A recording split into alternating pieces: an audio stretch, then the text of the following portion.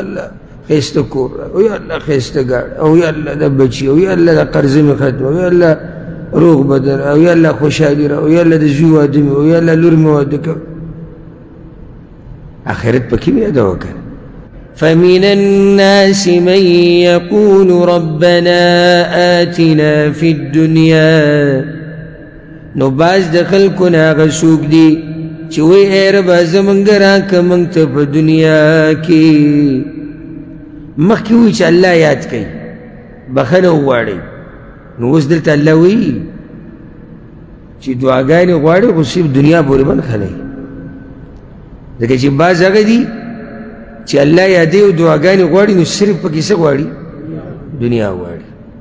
دا موسي یو قسم خلک دي چې لاس اوچت کړي نو څه دنیا، یا الله ښایسته کور او یا الله ښایسته ګاډ او یا الله د بچي او یا الله د قرض مې ختم او یا الله روغ بدن او یا الله خوشحالي او یا الله د زوی واده مې او یا الله لور مې واده کړ. آخرت پکې مې یاده وکړ، د الله رضا پکې یادوه، جنت یادوه، د جهنم نه بچ کېدی یادوه. نو الله وایي بعض هغه دي چې دعاګانې دقه غواړي یا الله راکړه خو د دنیا راکړه. وما له في الآخرة من خلاق او نه د لره په آخرت کې څه برخه، خو د ده د لاسه پکې برخه نشته کې دې نه غواړي. ومنهم من يقول او باز د دوی نه هغه څوک دي چې وایي ربنا آتنا في الدنيا حسنه، ای ربه زمونږه راکې موږ ته په دنیا کې ښایسته ژوند، وفي الآخرة حسنه او په آخرت کې ښایسته ژوند، وقنا عذاب النار او وساته موږ د عذاب د اور نه. دا اوس هغه خلک دي کامیاب، دنیا هم غواړي آخرت هم غواړي، بغیر دنیا نه هم کار نه کوي نو دنیا هم غواړي. دا دعا نه ده ربنا آتنا في الدنيا حسنه، دا د پیغمبر صلی الله علیه وسلم اکثر دعا وه او په ډېرو دعاګانو کې به دا دعا ویله.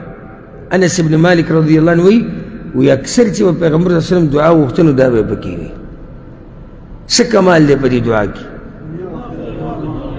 یعنی هر څه دې راجمع کړو، هر څه دې راجمع کړو. یا الله خیر د دنیا هم راکړه او خیر د آخرت هم راکړه، نو پاتې څه شو تا نه؟ څه پاتې شو؟ هېڅ هم پاتې نه شو. نو دلته د حسنه نه څه مراد دی؟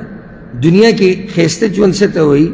یعنی یا الله علم راکړه ښایسته ژوند دی، یا الله عزت راکړه، یا الله پراخه حلاله روزي راکړه، یا الله دینداره ښځه راکړه، یا الله عزتمنه او ښایسته ښځه راکړه، نیک عمله بچي راکړه، سکون او راحت راکړه.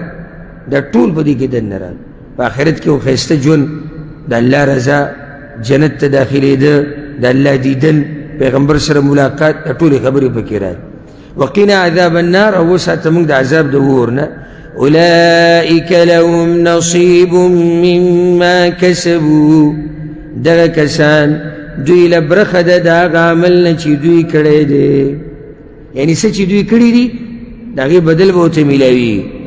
والله سریع الحساب او الله زر حساب کوونکی دی.